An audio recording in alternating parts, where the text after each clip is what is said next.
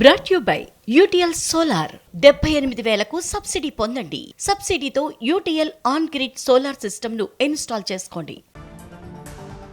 రైతులకు మద్దతు ధరతో పాటు సన్నాలకు బోనస్ ఇస్తున్నామన్నారు మంత్రి శ్రీధర్ బాబు. గత ప్రభుత్వం రైతులను పట్టించుకోలేదన్నారు. ఒక్కొక్కటిగా హామీలను నెరవేరుస్తున్నామన్నారు. బీఆర్ఎస్ నేతలు అధికారం కోల్పోయిన బాధలో మాట్లాడుతున్నారన్నారు. నిరుద్యోగ యువతకు ఉద్యోగావకాశాలు కల్పించామని, నీళ్లు, నిధులు, నియామకాలు మా ప్రభుత్వ లక్ష్యమన్నారు శ్రీధర్ బాబు. తెలంగాణ ఉద్యమ స్ఫూర్తితో 2 జాతీయ పార్టీలపై మరోసారి పోరాటం చేస్తామన్నారు BRS working president KTR. Congress పాలనలో రాష్ట్రంలోని అన్ని వర్గాలు మోసపోయాయని ఆరోపించారు.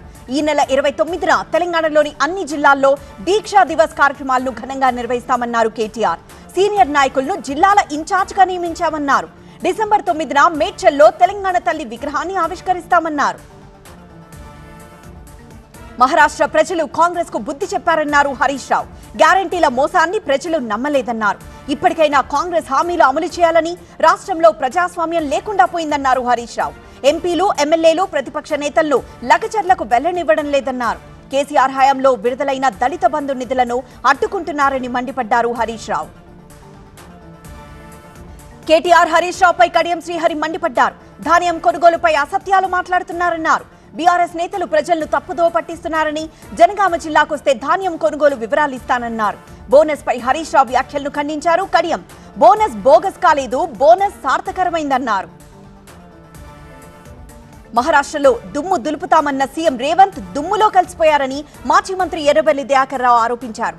ఇకనైనా ప్రజా సమస్యల గురించి రేవంత్ ఆలోచించాలన్నారు. కేసీఆర్ బయటకొస్తే రేవంత్ పని ఖతమవుతుందన్నారు ఎర్రబెల్లి. ఎమ్మెల్సీ కవిత నివాసంలో యునైటెడ్ ఫులే ఫ్రంట్ తెలంగాణ జాగృతి సమావేశమైంది.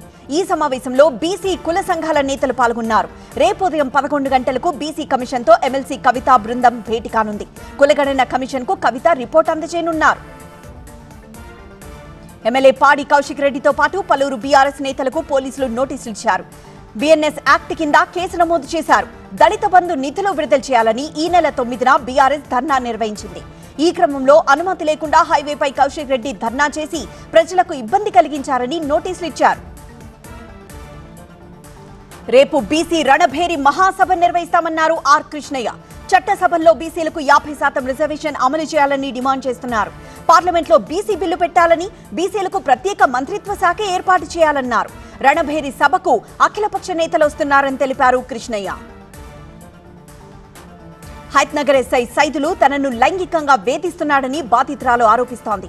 తన భర్తతో ఉన్న గొడవల విషయంలో హైత్నగర్ లో ఫిర్యాదు చేశానని, అయితే కొద్ది రోజులుగా ఈ కేసు విషయంలో పోలీస్ స్టేషన్ చుట్టూ తిప్పించుకుంటున్నారని తెలిపారు. తనకు డబ్బులు అవసరం లేదు, కమిట్మెంట్ కావాలని ఎస్ఐ సైదులు అడిగాడని ఆరోపిస్తోంది బాధితురాలు.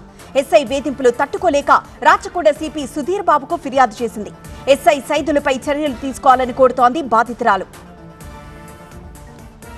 Brought you by UTL solar 78,000కు సబ్సిడీ పొందండి. సబ్సిడీతో UTL on grid solar system ను ఇన్స్టాల్ చేసుకోండి.